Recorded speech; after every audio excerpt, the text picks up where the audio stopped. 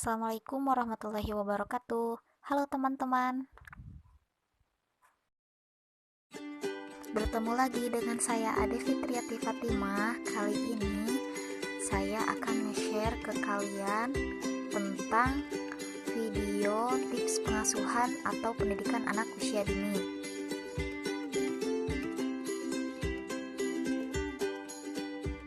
Sebelumnya jangan lupa untuk subscribe dulu, kemudian bunyikan loncengnya untuk mengetahui video selanjutnya dari Ade Fitri Fatimah.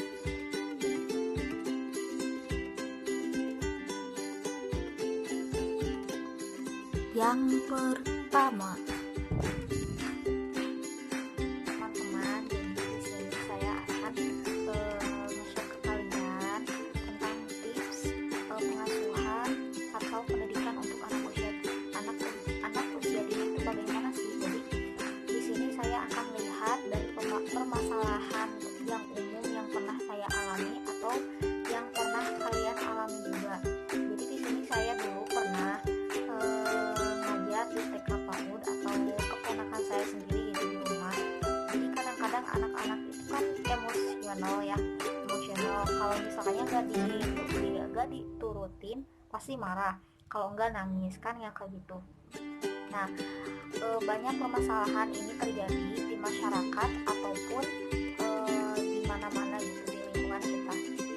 Jadi seharusnya kita sebagai orang tua atau sebagai orang yang tertua, bukan yang tertua atau yang lebih tua gitu, harus kasih perhatian atau banyak dikasih nasihat juga nggak apa-apa. Kalau misalnya anak itu menangis tidak dikasih, biarkan aja menangis, nanti juga berhenti sendiri. Soalnya kan nangis itu capek ya, kalian juga kalau nangis capek, ayo loh. Nah, di sini pernah saya alami di rumah saya sendiri. Keponakan saya itu susah tidur, malah nangis. Nah, jadi waktu itu sama saya diajak buat baca buku. Nah, anak itu pun mau kalau diajak ke kamar. Nah, saya di sini mau ngasih tahu ke kalian buku apa yang aku pakai. Nah, di sini aku pakai buku bantal ya. Nah, di sini kalian boleh lihat-lihat di IG atau di Shopee ya, banyak yang jualan yang kayak gini. Ini sangat bermanfaat banget. Ini yang saya pegang itu yang alif sampai ya yang huruf hijaiyah. Terus yang ini mengenal abjad. Nah, ini buku bantal ini sangat bermanfaat banget. Soalnya kenapa? Untuk anak-anak usia dini, kalau misalnya dikasih buku bantal itu gak akan cepat rusak. Kalau digigit pun gak apa-apa ya. Jadi awet lah istilahnya ya, bakalan awet. Gimana kalau misalnya dikasih buku kertas biasa, pasti sobek-sobek, apalagi digigit kan bahaya ya. Ini pun bisa dicuci berkali-kali. Ini saya pinjam punya keponakan saya ya, ini pun udah 2 tahun lebih. Jadi ini buku boleh dikasih untuk anak usia 6 bulan, nggak apa-apa, dibaca ya aja sama orang tuanya, nanti anak-anak pun terbiasa. Nah, ini buku bantal ini banyak variasinya ya, ibu-ibu, teman-teman sekalian, para orang tua, bunda-bunda dan ayah-anda. Boleh loh, ini rekomendasi banget. Di Shopee banyak ya, yang mau beli boleh. Di video sebelumnya aku pernah nge-share ke kalian tentang buku ini ya sama keponakan aku. Nah, boleh dilihat ya video sebelumnya. Yang kedua, sekarang yang kedua, permasalahan yang kedua, gimana ya biar anak-anak itu rajin kalau misalnya kalau mau pipis itu bilang, nggak pakai pampers terus. Nah, untuk saya sendiri, saya pun pernah mengajarkan kepada keponakan atau kepada yang lainnya, meskipun masih pakai pampers, nanti anak-anaknya setiap 1 jam sekali atau setengah jam 1 kali diajak ke kamar mandi, buat pipis 1 jam sekali minimal ya. Nanti itu buat hari tiap waktu ya, cobain.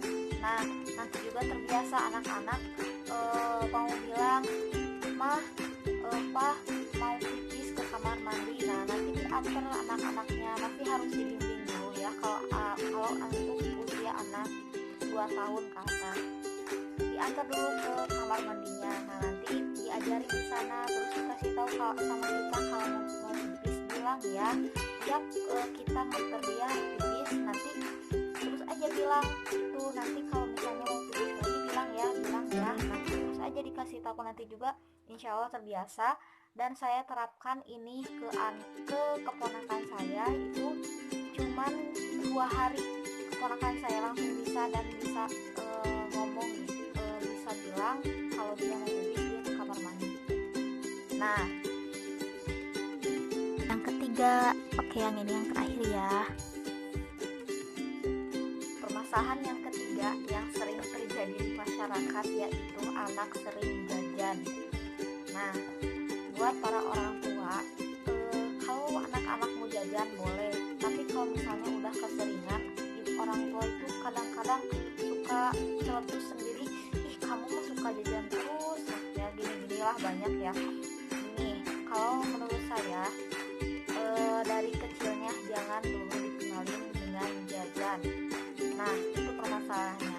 Kalau mau jajan ya udah diajak aja ke warung, tapi enggak, nah ini jajan, nah jangan digituin. Ya udah kalau misalnya mau apa beli apa udah kasih aja itu, nanti juga nggak akan minta lagi anaknya. Terus jajan makanan juga harus dijaga, jangan sembarang beli ya ibu-ibu, teman-teman sekalian, jangan sembarang beli karena kan sekarang banyak ya di luar sana yang makanan yang nggak sehat lah, makanan yang kurang bergizi lah, banyak ya. Jadi hindari makanan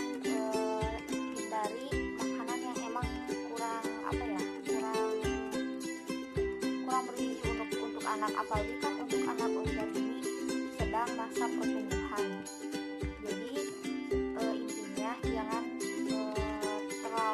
dulu dikenalin dari kecil untuk jajan, karena itu akan berpengaruh nanti udah besar dia akan terus minta jajan.